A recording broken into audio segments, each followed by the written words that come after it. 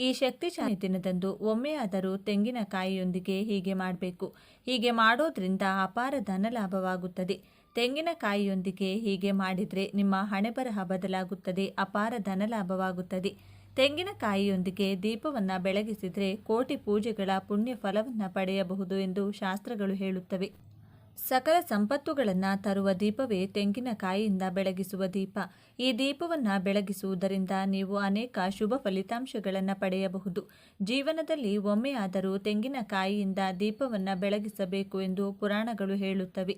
ಮನೆಗೆ ಯಾವುದೇ ಕಷ್ಟಗಳಿದ್ದರೂ ನಿಮ್ಮ ಎಲ್ಲ ಕಷ್ಟಗಳನ್ನು ನಿವಾರಿಸಲು ಕುಟುಂಬ ಸಮಸ್ಯೆಗಳು, ಅನಾರೋಗ್ಯ ಸಮಸ್ಯೆಗಳು, ಹಣದ ಸಮಸ್ಯೆಗಳು, ಸಾಲದ ತೊಂದರೆಗಳು, ಹೀಗೆ ಯಾವುದೇ ಸಮಸ್ಯೆಯಾದರೂ ಒಮ್ಮೆ ಆದರೂ ಈ ದೀಪವನ್ನು ಬೆಳಗಿಸಿ ನೋಡಿ, ಖಂಡಿತವಾಗಿಯೂ ನಿಮ್ಮ ಸಮಸ್ಯೆಗಳು ದೂರವಾಗುತ್ತವೆ.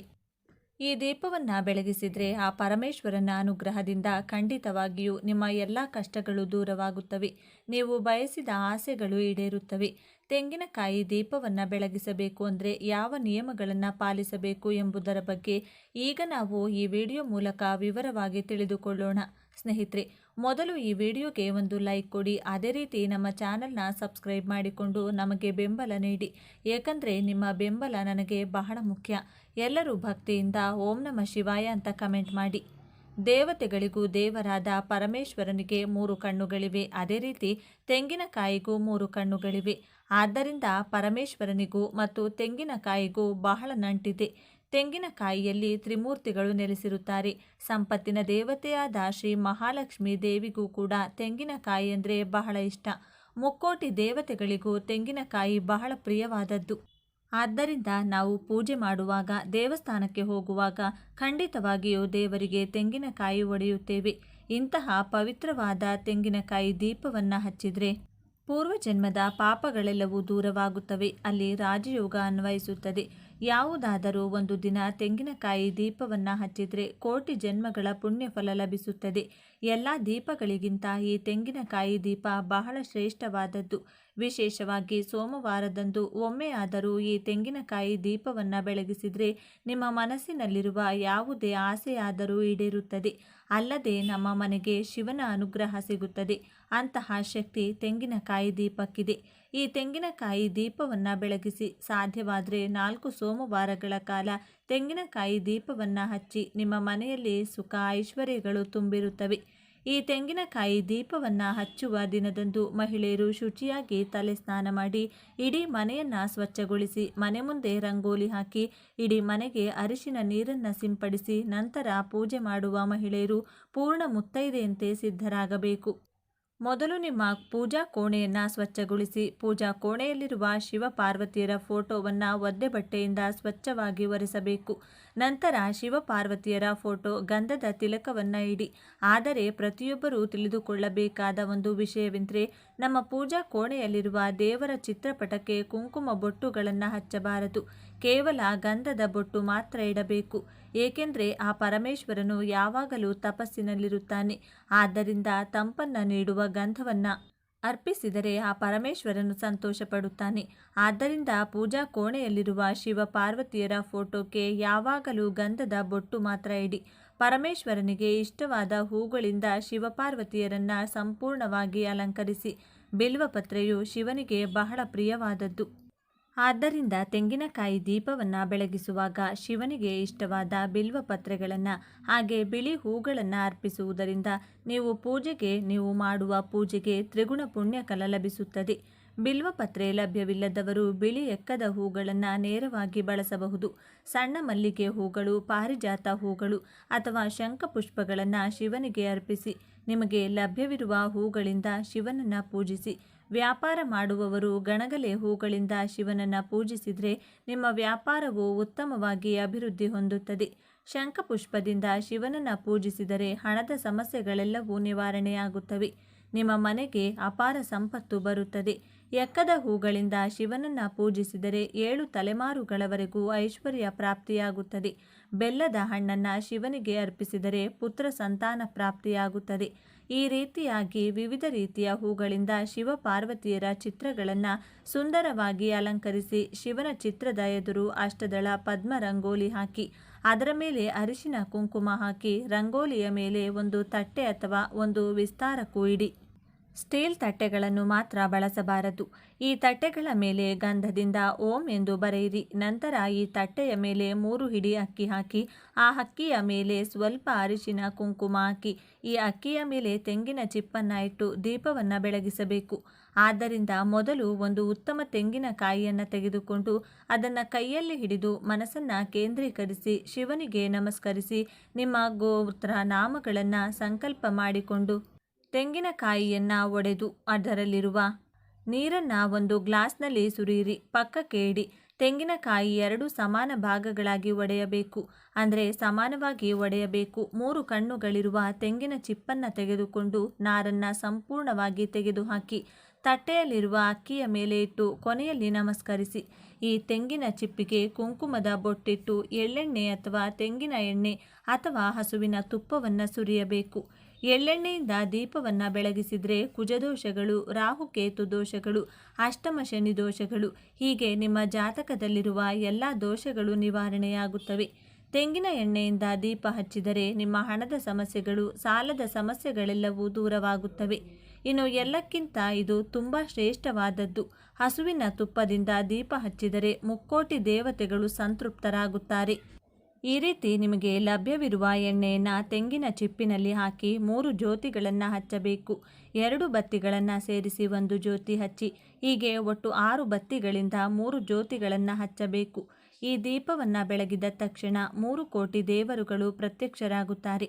ಆದ್ದರಿಂದ ಈ ತೆಂಗಿನ ದೀಪಕ್ಕೆ ನಮಸ್ಕರಿಸಿ ನಿಮ್ಮ ಎಲ್ಲ ಕಷ್ಟಗಳು ಬೇಗನೆ ದೂರವಾಗಬೇಕೆಂದು ಆ ಪರಮೇಶ್ವರನಿಗೆ ಹೇಳಿಕೊಂಡು ನಮಸ್ಕರಿಸಿ. ಅದೇ ರೀತಿ ದೀಪದ ಬಳಿ ಹೂಗಳು ಮತ್ತು ಅಕ್ಷತೆಗಳನ್ನು ಹಾಕಿ ತೆಂಗಿನಕಾಯಿ ಒಡೆದಾಗ ತೆಂಗಿನ ನೀರು ಬರುತ್ತದೆ ಅಲ್ಲವೇ, ಆ ತೆಂಗಿನ ನೀರನ್ನು ಪೂಜೆಯ ಹಿನ್ನೆಲೆಯಾಗಿ ಇಟ್ಟುಕೊಳ್ಳಬಹುದು. ಅದೇ ರೀತಿ ನೀವು ತೆಂಗಿನಕಾಯಿ ಒಡೆದಾಗ 2ನೇ ಸುತ್ತಿರುತ್ತದೆ ಅಲ್ಲವೇ, ಆ ಚಕ್ಕೆ ಇರುವ ತೆಂಗಿನಕಾಯಿಯನ್ನು ಸಣ್ಣ ಸಣ್ಣ ತುಂಡುಗಳಾಗಿ ಕತ್ತರಿಸಿ ಅದಕ್ಕೆ ಸ್ವಲ್ಪ ಸಕ್ಕರೆ ಬೆರೆಸಿ ಶಿವಯ್ಯನಿಗೆ ನೈವೇದ್ಯವಾಗಿ ಅರ್ಪಿಸಬಹುದು. ಇನ್ನು ಕೊನೆಯದಾಗಿ ಈ ತೆಂಗಿನಕಾಯಿ ದೀಪಕ್ಕೆ ಆರತಿ ಬೆಳಗಿ ಶಿವಯ್ಯನಿಗೆ ನಮಸ್ಕಾರ ಮಾಡಿ 3 ಪ್ರದಕ್ಷಿಣೆಗಳನ್ನು ಮಾಡಿ ನಿಮ್ಮ ಪೂಜೆಯನ್ನು ಮುಗಿಸಬಹುದು. ಈ ದೀಪವನ್ನು ಬೆಳಗಿದ್ರೆ ನಿಮ್ಮ ಕುಟುಂಬಕ್ಕೆ ಶಿವಯ್ಯನ ಸಂಪೂರ್ಣ ಅನುಗ್ರಹ ಲಭಿಸುತ್ತದೆ. ನಿಮ್ಮ ಕುಟುಂಬಕ್ಕೆ ಯಾವುದೇ ಕಷ್ಟಗಳು ಬರದಂತೆ ಆ ಪರಮೇಶ್ವರನು ರಕ್ಷಿಸುತ್ತಾನೆ. ಆದ್ದರಿಂದ ಒಮ್ಮೆಯಾದರೂ ತೆಂಗಿನಕಾಯಿ ದೀಪವನ್ನು ಹೀಗೆ ಬೆಳಗಿಸಿ ಶುಭ ಫಲಿತಾಂಶಗಳನ್ನು ಪಡೆಯಿರಿ. ಈ ದಿನ ಈ ಎಲೆಯನ್ನು ಮರೆಯದೆ ತಿನ್ನಬೇಕು. ತಿನ್ನೋದ್ರಿಂದ ನಿಮ್ಮ ಮನೆಯಲ್ಲಿ ಹಣದ ಮಳೆ ಸುರಿಯುತ್ತದೆ, ಕೇಳರಿಯದ ಅದೃಷ್ಟ ಬರುತ್ತದೆ, ಅಂತ್ಯವಿಲ್ಲದ ಐಶ್ವರ್ಯ ಪ್ರಾಪ್ತಿಯಾಗುತ್ತದೆ, ಆರೋಗ್ಯ ಸಮಸ್ಯೆಗಳು ದೂರವಾಗುತ್ತವೆ. ಈ ಎಲೆಯನ್ನು ತಿನ್ನುವುದು ಆರೋಗ್ಯಕ್ಕೆ ತುಂಬ ಒಳ್ಳೆಯದು ಎಂದು ಶಾಸ್ತ್ರಗಳು ಸಹ ಹೇಳುತ್ತವೆ. ಒಮ್ಮೆ ಆದರೂ ಬಸಳೆ ಸೊಪ್ಪಿನ ಎಲೆಗಳನ್ನು ತಿನ್ನಬೇಕೆಂದು ಶಾಸ್ತ್ರಗಳು ಹೇಳುತ್ತವೆ. ಅಂದರೆ ಬಸಳೆ ಸೊಪ್ಪನ್ನು ಬೇಯಿಸಿ ತಿನ್ನಬೇಕು ಅಥವಾ ಪಲ್ಯವನ್ನಾದರೂ ಮಾಡಿಕೊಂಡು ತಿನ್ನಬೇಕು. ಅನೇಕರಿಗೆ ಈ ವಿಷಯ ತಿಳಿದಿದೆ. ಈ ಬಸಳೆ ಸೊಪ್ಪನ್ನು ತಿನ್ನೋದ್ರಿಂದ ಕೇಳರಿಯದ ಅದೃಷ್ಟ ನಮ್ಮನ್ನು ಆವರಿಸುತ್ತದೆ, ಅಕ್ಷಯ ಐಶ್ವರ್ಯ ಬರುತ್ತದೆ, ಶಿವಾನುಗ್ರಹ ಉಂಟಾಗುತ್ತದೆ, ಆರೋಗ್ಯಕ್ಕೂ ಕೂಡ ತುಂಬ ಒಳ್ಳೆಯದು. ಆದ್ದರಿಂದ ಒಮ್ಮೆ ಆದರೂ ಬಸಳೆ ಸೊಪ್ಪನ್ನು ತಿನ್ನಿ. ಬಸಳೆ ಸೊಪ್ಪು ತುಂಬ ಒಳ್ಳೆಯದು. ಬಸಳೆ ಸೊಪ್ಪು ತಿನ್ನೋದ್ರಿಂದ ಚುರುಕುತನ ಹೆಚ್ಚುತ್ತದೆ. ಬಸಳೆ ಸೊಪ್ಪು ನಮ್ಮ ರಾಜ್ಯಗಳಲ್ಲಿ ಹೇರಳವಾಗಿ ಸಿಗುತ್ತದೆ. ಈ ಎಲೆ ತಿನ್ನೋದ್ರಿಂದ ಮಾನಸಿಕ ರೋಗಗಳು ಕಡಿಮೆಯಾಗುತ್ತವೆ. ಅಷ್ಟೇ ಅಲ್ಲದೆ ಈ ಎಲೆಗಳನ್ನು ತಿನ್ನೋದ್ರಿಂದ ದೇಹದಲ್ಲಿನ ತ್ಯಾಜ್ಯಗಳು ಹೊರಹಾಕಲ್ಪಡುತ್ತವೆ, ಕಣ್ಣಿನ ದೃಷ್ಟಿ ಸುಧಾರಿಸುತ್ತದೆ. ಈ ಮಾಹಿತಿ ನಿಮಗೆ ಇಷ್ಟವಾಗಿದೆ ಎಂದು ನಾನು ಭಾವಿಸ್ತೇನೆ. ಈ ಮಾಹಿತಿಯನ್ನು ಲೈಕ್ ಮಾಡಿ, ಶೇರ್ ಮಾಡಿ, ನಮ್ಮ ಚಾನಲ್ನ ತಪ್ಪದೇ ಸಬ್ಸ್ಕ್ರೈಬ್ ಮಾಡಿಕೊಳ್ಳಿ. ಒಂದೊಳ್ಳೆ ಮಾಹಿತಿಯೊಂದಿಗೆ ಪುನಃ ಭೇಟಿಯಾಗೋಣ. ಅಲ್ಲಿಯವರೆಗೂ ನೋಡ್ತಾ ಇರಿ ನಮ್ಮ ಚಾನಲ್ನ. ಎಲ್ಲರೂ ಭಕ್ತಿಯಿಂದ ಓಂ ನಮಃ ಶಿವಾಯ ಅಂತ ಕಮೆಂಟ್ ಮಾಡಿ. ಎಲ್ಲರಿಗೂ ಒಳ್ಳೆಯದಾಗಲಿ. ವಿಶೇಷ ಈ ದಿನ ನೀವು ಕೆಲವು ಪರಿಹಾರಗಳನ್ನು ಮಾಡಿಕೊಂಡ್ರೆ ವರ್ಷ ಪೂರ್ತಿ ಶುಭದಾಯಕವಾಗಿ ಶುರುವಾಗುತ್ತದೆಂದು ಪಂಡಿತರು ಹೇಳುತ್ತಾರೆ. ಹಾಗಾಗಿ ಈ ವಿಡಿಯೋದಲ್ಲಿ ನಾವು ಈ ದಿನ ಆಚರಿಸಬೇಕಾದಂಥ ಕೆಲವು ವಿಧಿವಿಧಾನಗಳನ್ನು ತಿಳಿದುಕೊಳ್ಳೋಣ. ಆದರೆ ಅದಕ್ಕೂ ಮುಂಚೆ ನೀವಿನ್ನು ನಮ್ಮ ಚಾನಲ್ನ ಸಬ್ಸ್ಕ್ರೈಬ್ ಮಾಡಿಕೊಂಡಿಲ್ಲ ಅಂದರೆ ಖಂಡಿತ ಈಗಲೇ ಸಬ್ಸ್ಕ್ರೈಬ್ ಮಾಡಿಕೊಳ್ಳಿ. ಹಾಗೆ ಈ ವಿಡಿಯೋ ಇಷ್ಟ ಆದರೆ ಮರೆಯದೆ ಒಂದು ಲೈಕ್ ಕೊಡಿ. ಎಲ್ಲರೂ ಭಕ್ತಿಯಿಂದ ಓಂ ಶ್ರೀ ಮಹಾಲಕ್ಷ್ಮಿ ನಮಃ ಅಂತ ಕಮೆಂಟ್ ಮಾಡಿ. ಸ್ನೇಹಿತರೆ, ಮೊದಲಿಗೆ ನಾವು ತಿಳ್ಕೋಬೇಕಾಗಿರುವಂತಹ ವಿಷಯ ಏನಂದರೆ, ಈ ದಿನ ಮಹಾಲಕ್ಷ್ಮಿಯ ಜೊತೆ ಶಿವನನ್ನು ಪೂಜಿಸಬೇಕು. ಈ ದಿನ ಶಿವನನ್ನು ಯಾರು ಪೂಜಿಸುತ್ತಾರೋ ಅವರು ಶಾಶ್ವತವಾಗಿ ಪುಣ್ಯ ಫಲವನ್ನು ಪಡೆದುಕೊಳ್ಳುತ್ತಾರೆ. ಅವರ ಜೀವನದಲ್ಲಿ ಸುಖ ಸಂತೋಷ ಶಾಶ್ವತವಾಗಿ ನೆಲೆಯೂರುತ್ತದೆ. ಕಾಲಸರ್ಪ ದೋಷಗಳು, ರಾಹುಕೇತು ದೋಷಗಳು ಹಾಗೂ ಪಿತೃದೋಷಗಳಿಂದ ಅವರು ವಿಮುಕ್ತಿ ಪಡೆದುಕೊಳ್ಳುತ್ತಾರೆ. ಈ ದಿನದಂದು ನಾವು ಯಾವ ಪರಿಹಾರವನ್ನ ಮಾಡಿಕೊಂಡ್ರೆ ವರ್ಷ ಪೂರ್ತಿ ನಮಗೆ ಶುಭದಾಯಕವಾಗಿ ಪ್ರಾರಂಭವಾಗುತ್ತದೆ ಎಂದು ಈಗ ನೋಡೋಣ. ಗೃಹಿಣಿಯರು ಸೂರ್ಯೋದಯಕ್ಕೂ ಮುಂಚೆಯೇ ಎದ್ದು ಮನೆ ಶುಭ್ರಪಡಿಸಿಕೊಂಡು ತಲೆ ಸ್ನಾನ ಮಾಡಿಕೊಂಡು ಶಿವನ ಪೂಜೆ ಮಾಡಬೇಕು. ಈ ದಿನ ನೀವು ಮಾಡುವಂಥ ಶಿವನ ಪೂಜೆಯಿಂದ ಕೋಟಿ ಜನ್ಮಗಳ ಪುಣ್ಯಫಲ ಪಡೆದುಕೊಳ್ಳುತ್ತೀರಿ. ಶಿವನ ಪೂಜೆ ಮುಗಿದ ನಂತರ ದೇವರ ಮನೆಯ ಮುಂದೆ ಕುಳಿತುಕೊಂಡು ಭಕ್ತಿಯಿಂದ 108 ಸಲ ಓಂ ನಮಃ ಶಿವಾಯ ಎಂಬ ಮಂತ್ರವನ್ನು ಜಪಿಸಬೇಕು. ಈ ಮಂತ್ರಕ್ಕೆ ಅಪಾರವಾದ ಶಕ್ತಿ ಇದೆ. ಈ ಅಮಾವಾಸ್ಯೆಯಂದು ಯಾರು ಈ ಮಂತ್ರವನ್ನು 108 ಸಲ ಜಪ ಮಾಡುತ್ತಾರೋ ಅವರಿಗೆ ಅಪಾರವಾದ ಧನ ಸಂಪತ್ತು ಪ್ರಾಪ್ತಿಯಾಗುತ್ತದೆ. ಈ ದಿನದಂದು ಯಾವ ಸಮಯದಲ್ಲಾದರೂ ಸರಿ ನೀವು ಶಿವನ ದೇವಸ್ಥಾನಕ್ಕೊಮ್ಮೆ ತಪ್ಪದೆ ಭೇಟಿ ಕೊಡಲೇಬೇಕು. ಈ ದಿನ ಶಿವನ ದೇವಸ್ಥಾನಕ್ಕೆ ಹೋಗಿ ಅವರ ದರ್ಶನ ಪಡೆದುಕೊಂಡು ಬಂದರೆ ಖಂಡಿತ ಶಿವಾನುಗ್ರಹ ಪ್ರಾಪ್ತಿಯಾಗುತ್ತದೆ. ಈ ದಿನದಂದು ಭೂಮಿಯ ಮೇಲೆ ಹೆಚ್ಚಿನ ಸಂಖ್ಯೆಯಲ್ಲಿ ದುಷ್ಟಶಕ್ತಿಗಳು, ನಮ್ಮ ಪೂರ್ವಿಕರ ಆತ್ಮಗಳು, ನಮ್ಮ ಪಿತೃದೇವತೆಗಳು ಸಂಚಾರ ಮಾಡುತ್ತಿರುತ್ತಾರೆ. ಈ ದುಷ್ಟಶಕ್ತಿಗಳು ನಮ್ಮ ಮನೆಯಲ್ಲಿ ಏನಾದರೂ ಪ್ರವೇಶ ಮಾಡಿದರೆ ನಮ್ಮ ಜೀವನವೇ ಅಲ್ಲೋಲ ಕಲ್ಲೋಲವಾಗುತ್ತದೆ. ಹಾಗಾಗಿ ಈ ದಿನ ರಾತ್ರಿ 10 ಗಂಟೆಯ ನಂತರ ನೀರಿನಲ್ಲಿ ಸ್ವಲ್ಪ ಕಲ್ಲುಪ್ಪು ಬೆರೆಸಿ ಅದನ್ನು ಮನೆಯೆಲ್ಲ ಕೂಡ ಚಿಮುಕಿಸಿಕೊಳ್ಳಬೇಕು. ಹಾಗೆ ಮನೆಯವರೆಲ್ಲ ಕೂಡ ಸ್ವಲ್ಪ ತಲೆಯ ಮೇಲೆ ಚಿಮುಕಿಸಿಕೊಂಡು ಉಳಿದ ನೀರನ್ನು ಹೊಸಿಲಿನ ಮುಂದೆ ಚೆಲ್ಲಬೇಕು. ರಾತ್ರಿ ಮಲಗುವ ಮುಂಚೆ ಮನೆಯ ಮುಖ್ಯದ್ವಾರ ಹಾಗೂ ಕಿಟಕಿಗಳ ಪಕ್ಕದಲ್ಲಿ ಚೂರು ಚೂರು ಕಲ್ಲುಪ್ಪನ್ನು ಹಾಕಿ ನಿದ್ದೆ ಮಾಡಬೇಕು. ಮಾರನೇ ದಿನ ಅಮಾವಾಸ್ಯೆ ಮುಗಿದ ನಂತರ ಮತ್ತೆ ಆ ಉಪ್ಪನ್ನೆಲ್ಲ ತೆಗೆದು ಹೊರಗಡೆ ಬಿಸಾಕಿ ಮನೆಯೆಲ್ಲ ಕೂಡ ಶುಭ್ರಪಡಿಸಿಕೊಂಡು ಕಲ್ಲುಪ್ಪನ್ನು ಬೆರೆಸಿದ ನೀರನ್ನು ಮತ್ತೆ ಮನೆಯೆಲ್ಲ ಕೂಡ ಚಿಮುಕಿಸಿಕೊಂಡು ಮನೆಯವರೆಲ್ಲ ಕೂಡ ಸ್ನಾನ ಮಾಡುವ ನೀರಿನಲ್ಲಿ ಸ್ವಲ್ಪ ಕಲ್ಲುಪ್ಪನ್ನು ಬೆರೆಸಿ ಸ್ನಾನ ಮಾಡಿಕೊಳ್ಳಬೇಕು. ಈ ರೀತಿ ಮಾಡೋದ್ರಿಂದ ಮನೆಯಲ್ಲಿ ಅಥವಾ ಮೈಯಲ್ಲಿ ದುಷ್ಟಶಕ್ತಿಗಳು ಪ್ರವೇಶ ಮಾಡುವುದಿಲ್ಲ.